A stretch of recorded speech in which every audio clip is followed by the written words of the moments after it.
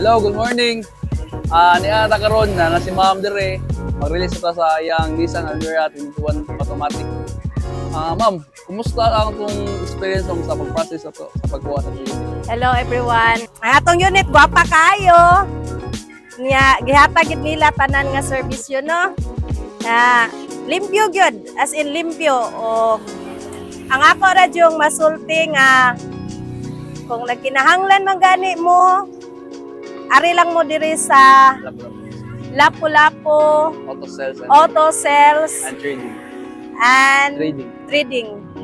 Ang ilang mga staff maayo kaayo sa mga client and ihatag gid nila ang sakto nilang serbisyo like namo naa nagkinahanglan mi sa ilang sakto nga tubag og maora na siya kung nagkinahanglan man mo og mga second hand nga mga auto o unsa makapili mo diri kay naay daghan maayo ang ilang serbisyo. Question number 2, imo ba may recommend sa imong friends and Yes. relatives? Yes. Nagplano na jud ko nga i-recommend nako kay nakita man ako ang maayo gyud ninyo nga serbisyo gani nakaplana gani ko nga sa akong mga friends nga nagkinahanglan mo recommend ko sa Lapu-Lapu Auto Sale And trading. and Trading. Okay, thank you guys.